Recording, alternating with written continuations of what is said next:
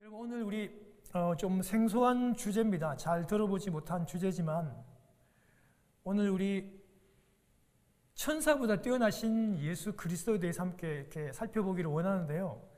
여러분, 상식적으로 한번 생각해 보세요. 예수님이 천사보다 당연히 뛰어나잖아요.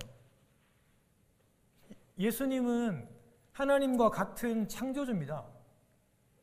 그런데 그런 예수님이, 하나님의 아들이 천사보다 뛰어나다는 것은 당연한 거예요.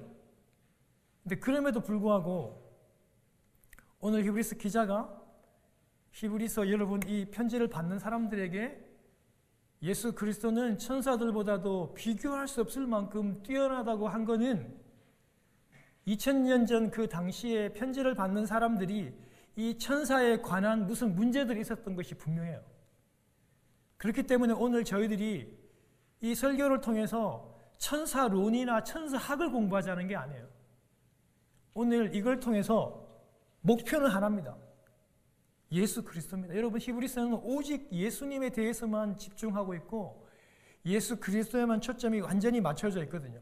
우리는 오늘 천사론이나 천사학을 하는 게 아니라 삐뚤어져 있는 그 기독, 우리 유대인, 우리 성도들을 향해서 이 히브리서 기자가 그것을 바로잡아 주면서 그들이 뒤틀려 있고 예수 그리스도를 바라보지 못하게 하는 것을 바로 예수 그리스도를 바라볼 수 있도록 돕고 있다는 것을 여러분 꼭 기억하시고 오늘 이 설교 말씀을 들으시고 우리는 더욱더 누구에게? 천사가 아닌 예수 그리스도에게 나아가는 여러분 되시기를 바랍니다. 여러분, 예수님은요, 그 태초에 이미 하나님과 함께 이 모든 만물을 창조하신 창조주 하나님이십니다. 그런데 여러분, 이 천사 또한 시간과 공간을 초월하는 그런 영적인 존재입니다. 천사가 없다 이렇게 얘기하면 안 돼요. 왜냐하면 우리 눈에 보이지 않는다고 해서 없는 것이 아니고 여러분, 이 성경의 천사가 약 한 285번이 나옵니다. 우리 여러분 크리스마스 때 봤잖아요. 예수님이 분명히 천사 가브리엘을 통해서 예수 그리스도가 태어날 것이라는 걸 누구에게요? 마리아에게 나타났잖아요. 천사는 분명히 존재하고 성경에도 나와 있고 예수님께서도 실제로 그 부분들을 얘기하고 계세요. 천사가 없지 않습니다. 있습니다. 그런데 중요한 거는 그 천사는 예수 그리스도가 만드신 피조물입니다. 그리고 하나님이 만드신 피조물이고 예수님은 이 천사보다도 훨씬 뛰어나는 것을 우리는 꼭 기억하실 필요가 있습니다. 사랑하는 여러분, 히브리서 기자는 편지를 쓰면 서도에 여러분 그 인사말을 하잖아요. 그런데 그 인사말을 생략하면서까지 지금 본론으로 바로 이렇게 달려와서 예수 그리스도를 강조하고 예수 그리스도에 얘기하는데 그 첫 번째가 바로 천사보다 뛰어나신 예수 그리스도를 얘기하고 강조하고 있습니다. 제가 서두에 말씀드렸듯이 당시에 분명히 그 기독 유대인 크리스찬들에게 있어가지고 천사에 관한 어떤 결정적이고 아주 어려운 난해한 문제들이 분명히 그들에게 있었음을 우리는 짐작할 수 있는 것입니다. 여러분, 2000년 전 당시 유대인 크리스찬 그리고 유대인에게 여러분 그들이 이 천사에 대한 어떤 그런 생각들은요, 오늘날 저희들이 천사를 생각하는 것과는 전혀 다릅니다. 우리가 생각하는 천사의 개념과 유대인이나 유대인 크리스찬들이 생각하는 천사의 개념이 전혀 다릅니다. 일단 우리는 천사에 대해 잘 몰라요. 오늘날 여러분 천사를 봤다고 하는 사람들은 많은 사람들이 사입입니다. 여러분, 저도 그런 얘기 교회 안에서 진짜 좀 많이 들었거든요. 교회 내에서 좀 기도 좀 하신다는 분들이 항상 얘기를 꺼내고 뭘 봤다 그러면 천사를 봤다 그러거든요. 아니, 자기가 봤다는데 뭐 내가 어떻게 할까요, 여러분? 본인이 봤다는데요. 어떻게 할 수는 없잖아요. 그런데 여러분, 우리는 저 역시 마찬가지고 우리는 천사를 잘 몰라요. 저도 천사를 본 적도 없고 천사의 음성을 직접적으로 들은 적도 없습니다.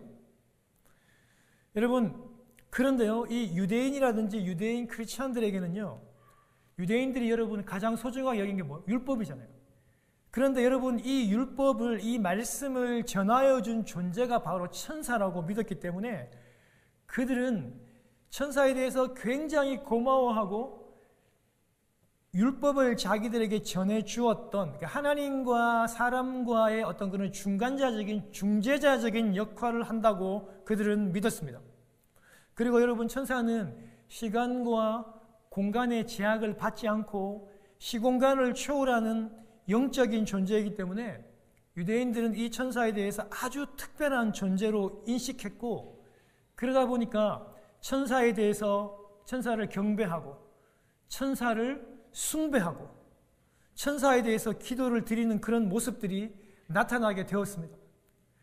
여러분, 뭐 천사에게도 기도하고 예수님에게도 기도하면 되지 않나, 이렇게 여러분 생각할 수 있어요. 여러분, 그런데 잘 보세요. 여러분, 오늘날 여러분 카톨릭, 로마 카톨릭 알죠? 여러분, 제 친한 친구 몇 명이 여러분 이 아주 그 카톨릭 신자들이 몇 명 있어요. 그런데요, 여러분, 그래서 제가 그들을 따라가 보기도 하고 교리 공부에 가본 적도 있어요. 그런데 여러분, 카톨릭에도 아직까지 남아있는 이 천사를 숭배하고 존경하고 천사에게 기도를 드리는 여러분 그 기도문을 보면 예수를 믿는 저희들에게는 조금 충격이 많이 됩니다. 예를 들어서 성 미가엘 대천사에게 드리는 기도라든지, 아니면 구품 천사에게 드리는 기도, 아니면 수호 천사에게 드리는 기도를 보면 모든 악으로부터 우리를 구해달라고 예수님과 하나님이 아니라 천사에게 기도해요. 여러분, 이렇게 천사를 숭배하고 존경하고 기도하는 이런 걸 허용하고 방종하면 그 결과는 분명히 여러분 하나님으로부터 멀어지고 떨어지게 돼 있어요. 한번 여러분 우리 집에 돌아가셔가지고 한번 뭐 유튜브나 인터넷에 한번 찾아보세요. 그 우리 로마 캐톨릭에서 여러분 드리는 그 천사에게 드리는 기도를 쳐보시면 그 전문의 내용들이 나올 텐데요. 이게 주기도문인지 주님께서 가르쳐 주신 기도인지 도대체 천사에게 드리는 기도인지 헷갈릴 정도로 천사들에게 의지하고 모든 영을 다 의탁합니다. 우리를 도와달라고, 지켜달라고, 사탄으로부터 유혹으로부터 도와달라고, 주님께 하나님께 드려야 될 기도를요 완전히 천사에게 드려지게 돼요. 그게 인간의 본성이란데. 그래서 여러분, 천사에게 드리는 어떤 그런 기도라든지 천사를 숭배하고 하는 모든 것은 이제 반드시 우상숭배로 나아갈 수밖에 없었던 겁니다. 여러분, 또한 동시에 유대인들은 진정한 하나님이시고 하나님과 우리 사람 사이에 참 중재자 되신 예수 그리스도를 오히려 오해해요. 그냥 선한 선지자 정도, 그냥 아주 탁월한 랍비나 선지자 정도로 생각을 해요. 그러면서 유대인과 유대인 크리스찬들은 그 예수님을 부활하시는 영적인 존재로는 인정을 해요. 그러다 보니까 그런 천사도 영적인 존재니까 이런 비슷한 영적인 존재로만 인정하지 예수 그리스도를 하나님과 동격인 하나님의 아들로 이렇게는 전혀 생각하지 않는다는 것입니다. 2000년 전에 유대인 성도들의 생각이 그랬어요. 그럴 수도 있지라고 생각하면 안 돼요. 이런 주 예수 그리스도에 대한 이 잘못된 생각은요, 예수 그리스도를 바라보지 못하게 하는 이런 모든 사상과 생각들은요 반드시 여러분 사단의 도구가 되며 반드시 우상숭배로 나가게 되고 예수 그리스도를 바라보지 못하는 그의 결과는 그건 말할 수 없는 끔찍한 결과를 가져온다는 것을 우리는 잘 알 수 있습니다. 매주마다 매일마다 하나님을 바라보려고 하고 몸부림치고 기도하려고 하고 말씀을 읽고 큐티하려고 해도 이 인생의 삶이 여러분 얼마나 힘들어요. 고통스럽잖아요. 그런데 그렇게 노력해도 힘든데 천사를 바라본다? 여러분, 이건 정말 있을 수 없는 일인 겁니다. 그래서 여러분, 이 유대인이나 유대인 크리스찬들에게 예수님이 하나님이라고 하는 이 진리는요 쉽게 받아들여지지가 못했어요.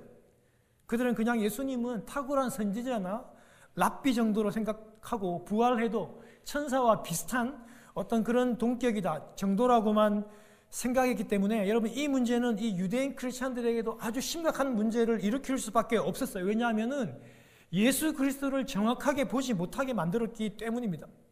중보자 되신 예수 그리스도를 보지 못하게 만들고 봐도 뒤틀리게 바라볼 수밖에 없었기 때문에 고통 중에 있는 그들이, 환난 중에 있는 그들이 예수 그리스도를 바라보지 못하고 예수 그리스도께 의지하지 못하니까 그들이 다시 배교하여 유대교로 돌아가든지 다시 이 예수에 대한 믿음을 버리고 그들이 세상으로 갈 수밖에 없었던 그런 절박한 상황에 놓였기 때문에 오늘 이 히브리서 기자가 서론도 생략한 채 바로 본론으로 들어와서 예수 그리스도는 절대 천사와 비슷한 존재가 아니며 비교조차도 될 수 없는 존재라는 것을 강조하고 있는 것입니다. 성도 여러분, 우리가요 어떤 대상을 비교해가지고 설명을 할 때 듣는 상대가 있잖아요. 듣는 상대가 비교하는 그 상대에 대해서 이해가 충분하고 잘 알면 여러분 그 비교 설명이 아주 귀에 쏙쏙 들어와요. 여러분 제가 예를 한번 들어볼게요. 저 애는 그 김 집사님 집의 아들 저 애는 너무 스마트하고 똑똑해서 마치 아인슈타인 같네. 아인슈타인처럼 똑똑하네. 여러분 이런 말을 했다고 한번 가정해 볼게요. 여러분 만일 듣는 사람이 그 아인슈타인에 대해서 전혀 모른다면요. 여러분 즉 아인슈타인이 상대성 이론을 발견하고 IQ 180이 넘는 그 천재 물리학자잖아요. 근데 여러분 이 아인슈타인에 대해서 잘 몰라요. 잘 모르면 내가 지금 설명하려고 하는 이 아이가 얼마나 똑똑한지 가슴에 확 와닿지가 않는다고요.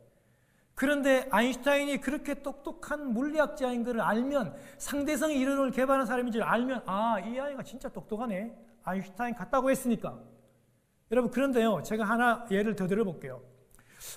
이 아이는 진짜 스마트한데 마치 김웅용 씨 같다. 김웅용 씨 같다고 여러분 이렇게 한번 예를 한번 들어볼게요. 여러분 김웅용 씨 잘 모르죠? 김웅용 씨를 잘 모르니까 이 아이가 얼마나 똑똑한지를 몰라요. 여러분 사실은요, 김웅용 씨 여러분 한번 집에 가서 한번 찾아보세요.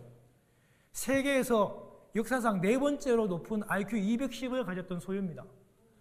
4살 때 불어, 독어, 영어 포함해가지고 4개 국어를 완벽하게 구사했던 천재였고 3살 때 이미 미분과 적분, 저도 여러분 고3 때 잘 못 풀었어요. 여러분 이 미분과 적분을 완벽하게 풀어냈던 천재 중에 천재예요. 여러분 이 아이가 실제로 미국 나사까지 와가지고 근무했었어요. 김웅용 씨. 여러분 근데 그렇게도 똑똑한 사람인데도 불구하고 김웅용 씨를 잘 모르면 내가 비교하는 이 아이가 얼마나 똑똑한지를 모른다니까요. 마찬가지로 예수님이 천사보다도 더 큰 분이라고 설명을 할 때 그 당시 유대인들은 아니지만 우리들은요, 저도 마찬가지예요. 천사에 대해서 잘 모르기 때문에 쉽게 이해를 못하는 거예요. 그래서 여러분 이 본문을 가지고 설교하기도 쉽지 않아요. 여러분 그런데 2000년 전 당시에 유대인들과 유대인 크리스찬들은요, 이 천사에 대한 어떤 그런 생각과 이런 것들이 굉장히 익숙했습니다. 그런데 그들의 그 생각은요, 옳지 않은, 바로 생각하지 못한 잘못된 생각들을 가지고 있었어요. 그래서 여러분 이 히브리서의 기자는요, 예수님이 천사보다 탁월하다는 것을 그들에게 가르쳐 비교하면서 지금 다시 한 번 더 설명을 하고 있는 것입니다. 여러분 오늘날 현대를 사는 우리들은요, 이 영적인 존재인 천사들을 잘 모르기 때문에 오늘 이 말씀이 쉽게 우리에게 머리로는 이해가 되지만 쉽게 가슴으로는 와닿지 않을 것입니다. 우리는 보통 이 정도만 쓰잖아요. 우리 오늘도 로엔이 왔지만 여러분 얼마나 막 설교 시간에, 예배 시간에 애기 옹알이하는 소리를 들으니까 얼마나 좋아요. 기쁜지 몰라요. 여러분 그런데요, 우리 이런 해맑은 이 어린아이를 보면 우리가 뭐라 그럽니까? 이 아이가 천사 같다. 우리는 그 정도의 아마 이해 정도밖에 안 되는 것 같아요. 여러분, 저도 천사에 대해서 실제로 보거나 직접 들어본 적이 없어가지고 저도 설교하는 데 있어가지고 쉽지 않았습니다. 그런데 여러분, 저는 성경을 통해서 아는 정도였습니다. 아까 제가 말씀을 드렸듯이 누가복음 우리 1장 26절에 우리 하나님께서 천사 가브리엘을 통해서 그 갈릴리 나사렛이라는 동네에 다윗의 자손 요셉이라는 사람과 약혼한 처녀에게 나타나가지고 예수 그리스도가 태어날 것을 얘기하고 전한 사람이 바로 이 천사 가브리엘입니다. 여러분, 또 우리 기억하는 거, 사도행전 12장에 여러분, 우리 헤롯이 여러분 그 베드로를 잡잖아요. 잡아가지고 이 베드로를 이제 죽이려고, 베드로가 순교하기 전날에 그 감옥에서 베드로를 이렇게 끄집어 내어주는 사람이 누굽니까? 자고 있는 베드로의 옆구리를 쳐서 깨운 사람이 바로 천사입니다. 천사고, 그 천사가 베드로를 데리고 여러분 그 이중 삼중 문을 열고 계속 밖으로 나왔잖아요. 그 나오게 한 사람이 바로 천사였어요. 여러분 아시죠? 그리고 여러분 우리 계시록 한번 살펴봤는데요. 여러분, 이 계시록에 참 많은 천사들이, 종류들이 나타나죠. 오늘도 우리 찬양을 들렸는데요. 여러분, 보좌에 계신 그 어린 양 되신 그 예수 그리스도 주위에 둘러서서 그 죽임 당하신 그 어린 양, 그 영광과 부와 존귀를 받으신 분임에 합당하다고 여러분, 그 만만의 그 천천의 천사들이 그 예수 그리스도를 향해서 찬양하는 그 천사들. 여러분 기억나시죠? 그리고 여러분이 계시록에는요, 그 땅의 그 네 끝, 그 바람을 다 막고 있던 그 천사들, 14만 4천의 그 인을 다 찍었던 그 천사들도 있었고요. 여러분, 일곱째 재앙 그 나팔을 불 때 나팔을 불었던 그 천사들도 있었고, 성도들의 기도를요, 그 금향로에 담아서 보좌 앞으로 가지고 올라가는 천사도 있었잖아요. 그리고 사탄과 그의 군대들과 함께 싸우고 전쟁했던 그 미가엘 천사, 전쟁하고 싸우는 천사들도 우리 계시록 가운데 그렇게 있었지 않습니까? 여러분, 저도 천사를 직접적으로 본 적이 없어요. 그런 환상을 본 적이 없습니다. 그런데 감사하게도 오늘 본문과 오늘 히브리서의 관심은 이런 천사론이나 천사학이 아니라 오직 예수 그리스도입니다. 오직 예수 그리스도가 우리의 관심입니다. 잘못된 역할을 했던 그 천사에 대한 관점과 그 천사론을 바로잡고, 즉 이 천사보다 더 탁월하신 예수 그리스도에게 모든 지금 초점을 맞추고 있는 것이 오늘 이 히브리서라는 겁니다. 그래서 그 예수 그리스도를 더 깊이 묵상하고 생각하자는 것입니다.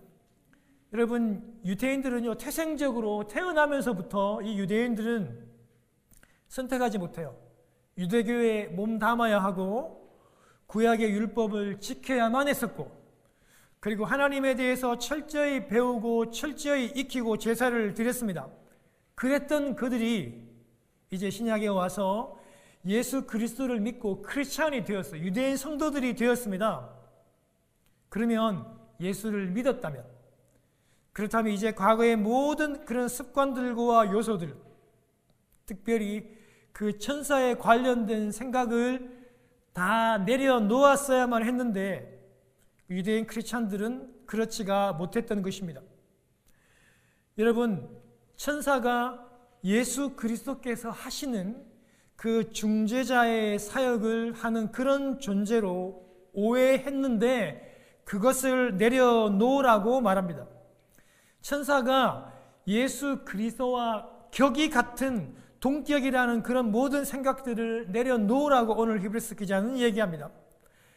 너희들이 그 천사에 대한 잘못된 오해와 생각들을 내려놓을 때, 그렇게 할 때 예수 그리스도를 바로 바라볼 수 있고 바로 알 수 있다고 얘기합니다.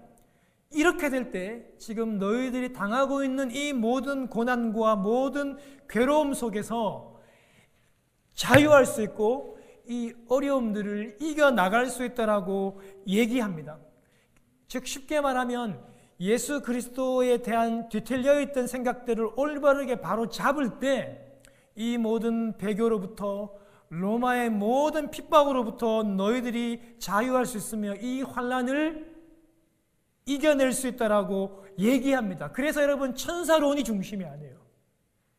예수 그리스도가 중심이 되게 되는 것이죠.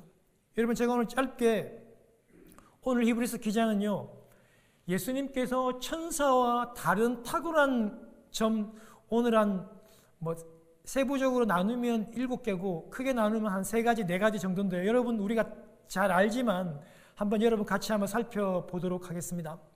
4절에 보니까요, 하나님의 아들 예수 그리스도는 더욱 아름다운 이름을 상속을 받았다 그렇게 얘기를 해요. 그 첫 번째가 뭐냐면요, 예수님은 하나님의 아들이라는 거예요. 여러분 5절을 보십시오. 5절 한번 같이 한번 읽어보겠습니다. 시작. 하나님께서 어느 때 천사 중 누구에게 너는 내 아들이라 오늘 내가 너를 낳았다 하였으며 또 다시 나는 그에게 아버지가 되고 그는 내게 아들이 되리라 하였느냐. 여러분 이해하시겠죠? 우리 하나님이요, 내가 언제 천사에게 그랬냐는 거예요. 내가 언제 천사에게 네가 내 아들이 되고 나는 너의 아버지가 되었냐? 내가 그렇게 말한 적이 있느냐? 그렇게 지금 반어 의문문을 쓰면서 하나님은 오직 예수 그리스도의 아버지이시며 예수 그리스도를 낳았다고 천사에게는 그렇게 말한 적이 없다고 하면서, 그러나 하나님은 예수 그리스도는 내 아들이다, 내가 그를 낳았다. 시편 2편 7편을 여러분 인용을 한 거예요. 여러분 요한복음 3장 16절 킹 제임스 버전을 보면 나오잖아요. 유일한 only begotten son, 여러분 뭐냐면 독생자, 오직 내가 낳은 아들 예수 그리스도라. 여러분 그렇게 번역을 했지 않습니까? 여러분 여기서 우리 하나님이 예수님을 낳았다는 그런 의미는, 여러분 우리가 막 사람들처럼 일정한 어떤 날짜에 태어났다고 만들어졌다라고 하는 여러분 생성되었던 그런 의미, 인간적인 의미가 아니라 여러분 존 파이프 목사님이 얘기했던 그 말씀이에요. 사람이 사람을 낳으면 사람이고 개가 개를 낳으면 강아지, 그렇죠 여러분? 개 그거 아닙니다. 강아지고, 하나님이 하나님을 낳으면 하나님이다, 이런 말씀을 했는데요. 예수님은 하나님이 낳으셨으니 하나님이시라는 그런 말입니다. 예수님은 하나님이시니까 하나님과 함께 영원전부터 존재하셨고 이 모든 만물을, 천사를 포함한 만물을 창조하신 그런 창조주이십니다. 반면에 천사는 하나님의 아들도 아니며 천사는 창조자가 아니라 피조물이라는 사실을 기억하라는 겁니다. 여러분, 그리고 두 번째는 6절과 7절에 나와 있는데요. 이 예수님은요, 어떤 분이냐 하면, 어떤 이름을 가졌냐 하면, 6절에 천사의 경배를 받으시는 그런 예수님을 가르치고, 7절에 보면 그 예수님은 천사를 다스리는 예수님이라고 그렇게 얘기합니다. 이렇게 예수님은 천사에게 경배를 받으시기에 합당하시는 분이고, 여러분 피조물인 천사는 그 창조주이신 예수님께 마땅히 경배해야 하는 존재라는 것을 여러분 꼭 기억하라는 것입니다. 그리고 여러분 7절에 보면요, 예수님은 이 천사를 다스리고 이 천사를 부리시는 사역자로 사용하시는 그런 분이라고 이야기를 하고 있습니다.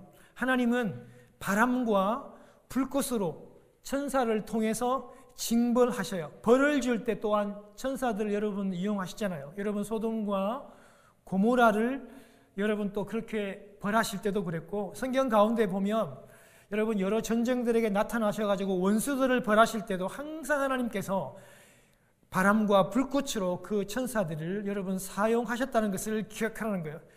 그러면 세 번째로는요, 예수님은 통치하시는 분, 그리고 창조의 주인이시라고 8절과 9절을 보면 예수님은 통치하시는 분이심을 다시 한 번 더 얘기해요.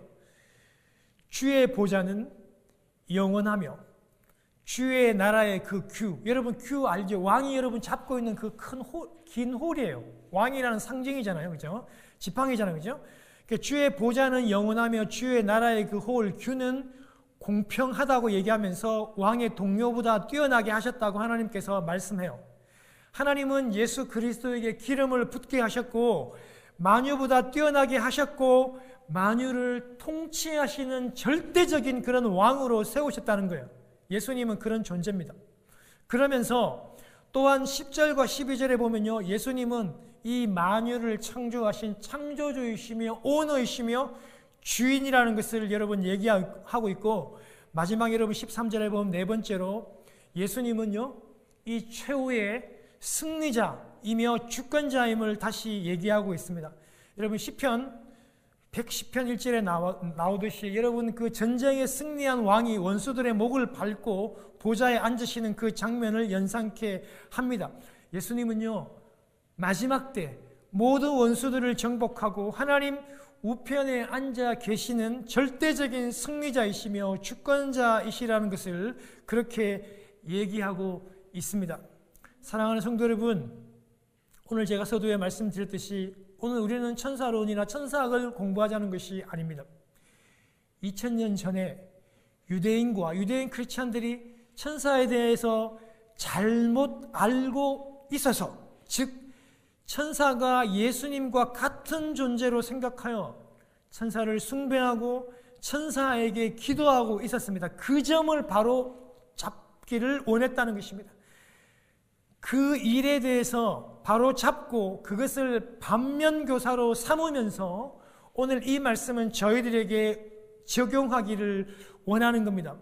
당시 유대 성도들이 천사에 대해서 잘못 알고 섬기고 기도하기도 하고 또 무의식적으로 모르고 섬겼던 그런 존재들이 내가 최선을 다해서 내가 잘한다고 할 수 있는 그것이 틀린 무언가가 우리 가운데 신앙생활 하면서 있지는 않습니까? 그게 무엇인가를 한번 살펴보는 기회가 되기를 바랍니다.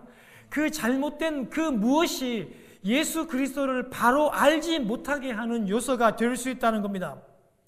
예를 들면 우리가 이거 하면은 무조건 받아들여요. 그 중에 하나가 뭐냐면 우리 현대인들, 특별히 여러분 젊은 사람들에게 이 과학이라 과학적인 사고입니다. 과학적인 데이터나 결과가 그렇습니다. 여러분 젊은 사람들에게요, 여러분 젊은 사람들은 이 과학을 그냥 아무 여과 없이, 신앙의 여과 없이 그대로 맹신합니다. 과학적으로 증명이 되었다고 하면 아무런 의심 없이 그것을 사용하고 그것을 받아들입니다. 여러분 과학이 우리의 일상에서 우리의 삶의 질을 개선하고 편리하게 하고 때로는 불법이라든지 범죄를 바로잡아주고 진리를 찾게 하는데 많은 도움을 주는 게 사실이에요. 여러분 스마트폰도 그렇고 컴퓨터도 그렇고 우리가 매일 타고 다니는 자동차도 그렇고 국가수에서 조사하는 그런 모든 DNA 내용도 그렇고 우주시대를 열어가는 모든 것도 다 마찬가지예요. 여러분 우리 21세기의 가장 강력한 형사, 한국이나 미국에 누구예요? 그렇죠. 100명 형사보다 더 나은 CCTV잖아요. 여러분 이 과학이 아니면 도저히 여러분 할 수 없는 거죠.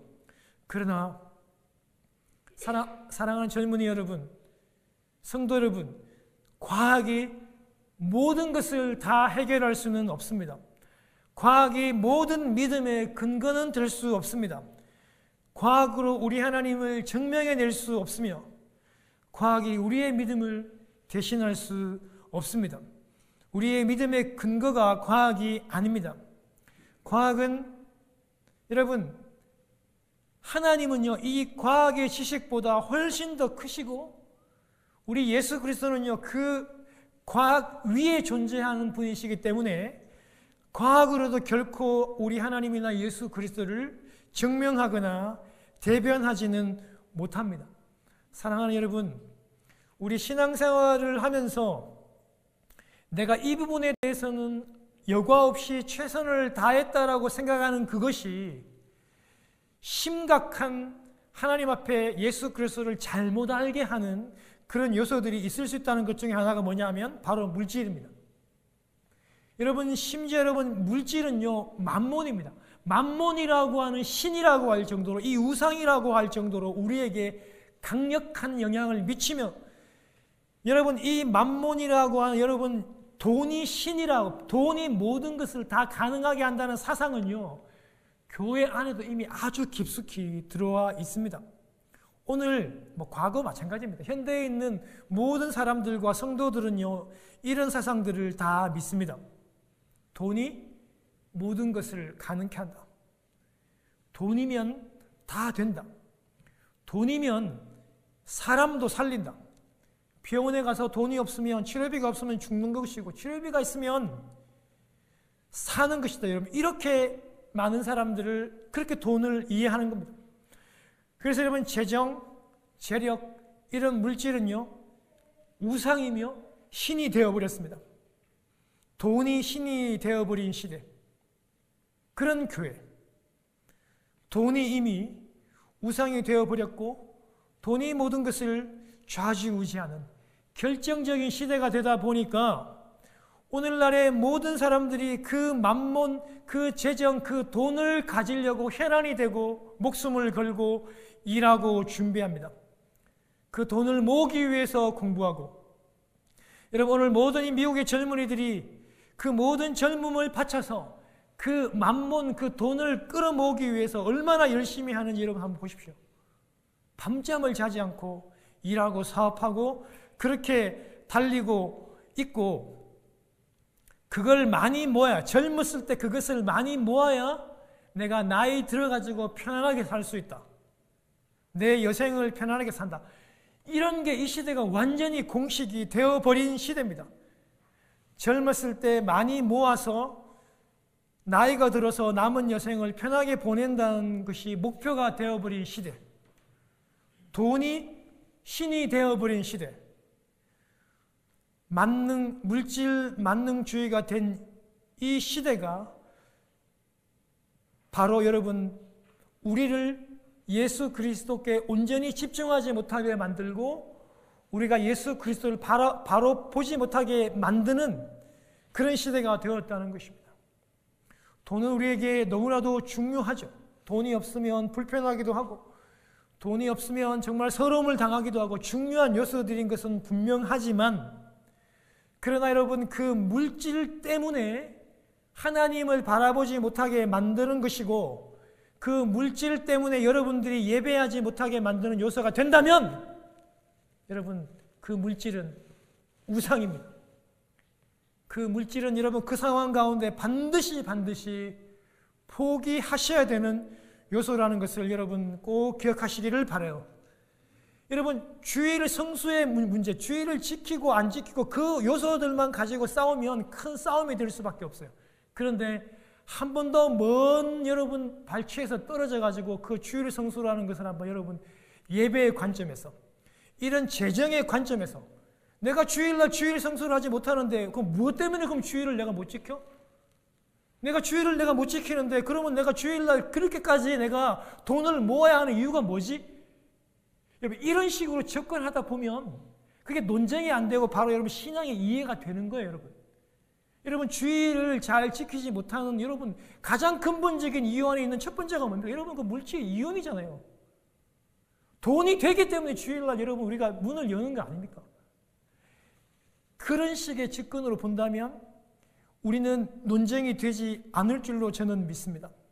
사랑하는 여러분, 그런 여러분 이 물질적인 요소가, 그런 돈의 요소가 우리 안으로 들어와서 예수 그리스도를 바라보지 못하게 하는 것이 있다면 그것은 우리 안에 큰 우상적인 요소며, 그런 콩깍지들을 우리 반드시 벗겨내야 한다는 것을 기억하십시오.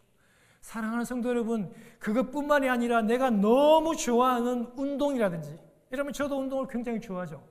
운동을 좋아하는 여러분 운동이라든지, 아니면 내가 여러분 너무나 우리 자녀 교육에 관심이 많은 그런 내 자식 교육이라든지, 여러분 아니면은 내가 너무 게임에 몰두하는 그런 게임이 될 수도 있고, 여러분 이런 여러 가지 모든 요소들이 예수 그리스도를 바로 바라보지 못하고 바로 집중하지 못하게 한다면 유대인에게 있어서 이런 모든 천사적인 요소들을 다 내려놓아야 한다는 것을 여러분 오늘 꼭 기억하십시오. 예수 그리스도를 바로 바라보지 못하게 하는 이 콩깍지를 다 걷어내시기를 바랍니다. 예수님 말고 예수님 아닌 것에 관심을 두게 하는 모든 것들을 다 내려놓는 여러분 되시기를 바랍니다. 그리고 우리가 다시 우리 주 예수 그리스도를 바라보십시다. 사랑하는 성도 여러분, 저도 천사들을 잘 몰라요. 그러나 저는 실망하지 않습니다. 왜냐하면 천사들을 부리시고 천사들에게 명명하시고 그 천사들의 경배를 받으시는 창조자 되신 권능자 되신 그 영광스러운 주 예수 그리스도 하나님이 내 안에 계시기 때문에, 나와 함께 하시기 때문에, 내가 세상 끝날까지 영원히 내가 너와 함께 하시겠다고 약속했기 때문에 저는 천사에 대해 잘 몰라도 저는 슬퍼하지 않습니다. 저는 개의치 않습니다. 저는 잘 몰라도 돼요. 그 천사보다 뛰어난 하나님이신 그 예수 그리스도가 내 안에 있으니까 아무 문제가 없는 거죠. 여러분 안에 계시니까 아무 문제가 없는 것입니다. 천사보다 더 뛰어나신 그 예수 그리스도가 우리 안에 거하시며 우리와 대화하시고 우리와 나누시고 적용하고 교제하고 계시는 것을 기억하시기를 바랍니다. 사랑하는 여러분, 우리가 이 한 주간을 또 믿음으로 말씀으로 살아가기를 원합니다. 우리가 아침에 제일 일어나면 여러분 물밀듯이 찾아오는 그런 절망과 염려들이 있는 날이 있을 것입니다. 저도 그런 날이 있어요.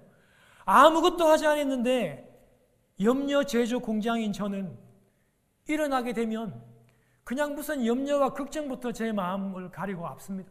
저는 그럴 때마다 어떻게 하냐면 제 마음에 계신 예수님을 찾고 예수님과 대화하고 이야기합니다.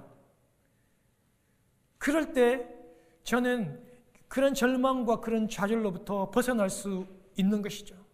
사랑하는 성도 여러분, 우리 이번 한 주간 동안 그렇게 주님을 바라보고 천사보다 더 뛰어나신 그 내 안에 계신 그 하나님을 바라보고 교제하고 질문하고 듣고 답하며 큐티하며 말씀을 읽으며 만나시며 생활하는 천사보다 더 탁월하고 뛰어나신 예수 그리스도를 만나는 여러분 되시기를 주님의 이름으로 축원합니다. 우리 기도하겠습니다.